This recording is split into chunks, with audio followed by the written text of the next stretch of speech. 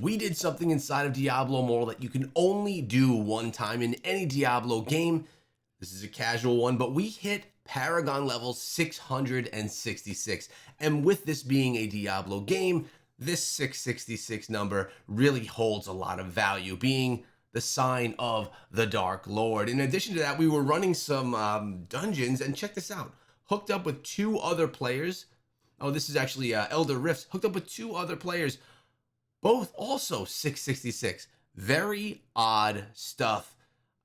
Yeah, don't know how that went down, but it did. But today, we're here to kind of take you through what I've been doing inside the game and where I am at. Now, I have been rejuvenated with my love for playing. Part of this is because of the new Barbarian build, and we are still one piece away from making this complete. Why don't I actually head on over to this over here, the Essence Transfer, because I want to show you the piece that I need, which is actually unbelievable that I don't have.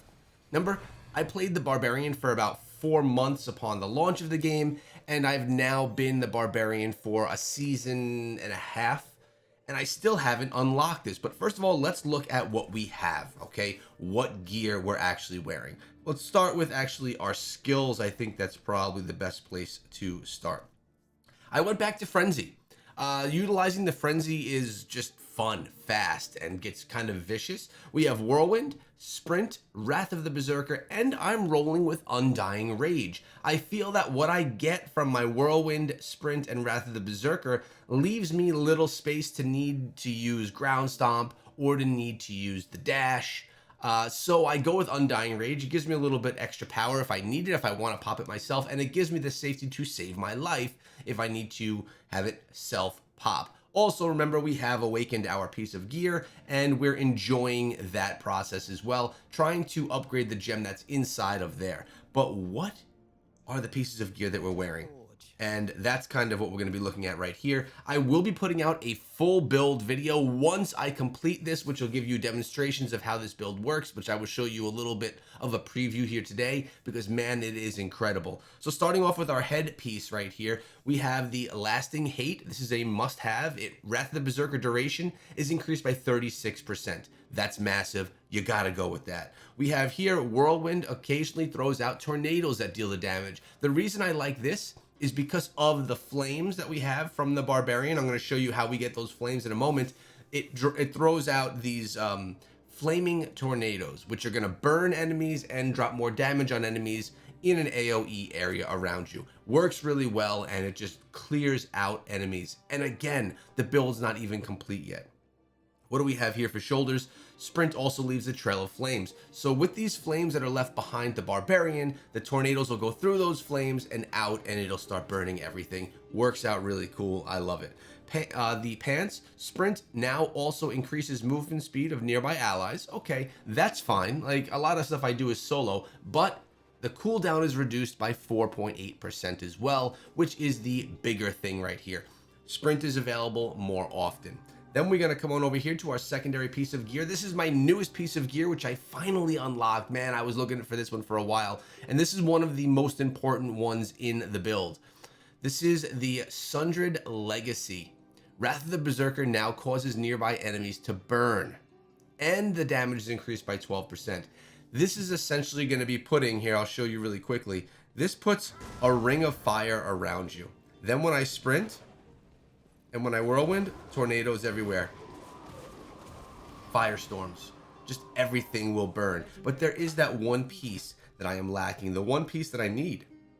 And that's my primary piece of gear. I cannot find this. So in the meantime, I'm using, when Frenzy deals a critical hit, your primary attack speed is increased by 50% for 2.8 seconds. At least it's working with Frenzy. But the one that I actually need, let's see here. I mean, I have almost everything, but we need this one right here. We need Bitterwind. This is going to allow me to go seamlessly through enemies with normal speed, not the slowed speed when you whirlwind. So Whirlwind now draws on the power of the wind to deal increased damage while no longer reducing your movement speed. And the damage of Whirlwind is increased by 12%. So now let's see. I'm wondering now, if I dive in to one of these accursed towers, I'm wondering what we're going to see. Maybe there's going to be something. We got a couple of these we can collect too, by the way. Let's see if we can find anything that needs to be cleared. It's a good example of just how this build works. But most likely nothing's going to be cleared as we drop in, so we'll do one run. Nope, it's all clear. So what I'm going to do is, remember, I'm doing this solo. If you do the Accursed Towers, it is always better to do it with at least one other person so you can continuously add time to what you're doing, but we're going to try this alone. We're going to pop our sprint right here. We're going right for this first tower. It's right around the corner here. Boom. And then let's see what we could find. I always do pick up the shards. I know I don't have to, but I do. It's just how I do it. Now look, we just shred right on through. Whirlwind, Wrath of the Berserker, everything just works so well together. We're going to sprint again because this is also, by the way, a fantastic build for this. It's fast, it's powerful, and it's right up in your face. So when you do take things down, when you take down the enemies, they are already like there, dying in front of you. And you can just pick up the shards. Sprint here, Whirlwind. Right, that yellow is gone. There's some blues right down below. Oh, we got a legendary over here. Want to pick that up for sure. Boom, there we go. Nice start to the day. I've also been finding some oranges in here lately.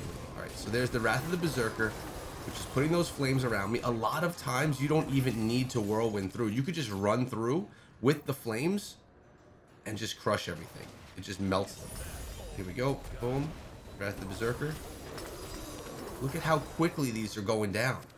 This build is unbelievably fast. And not only that, look how quickly I get Wrath of the Berserker back up. Now, okay, now I'm in the red portion of the map. Notice if you look at the map right now, it is red around where I am. This means I'm going to have the opportunity to pull out and get a fight, beat down more enemies. Look at all the blues up top. Remember, you get time from taking down the blues. So I'm going right over here right now. We're going to try and get all these guys taken down. Okay, uh-oh, getting some beat down of myself right here. We're going to go Undying Rage as well. That's going to help me bring back some life when I take down enemies. That worked out nicely. All right, there were some more over here. There we go. Wrath of the Berserker again. Quick, fast, shreds through. I don't think there's a build better. I think this is the best build of any class inside of Diablo Immortal. I don't think even the Necromancer that I've built in the past, I don't even think that can compare. Let's see if I have enough time to take this down before shields pop again. This is 1 minute and 14 seconds still on my clock. I'm going to run this way because I want to get this. Boom. Sprint. Look at these guys. They went down just because I ran past them.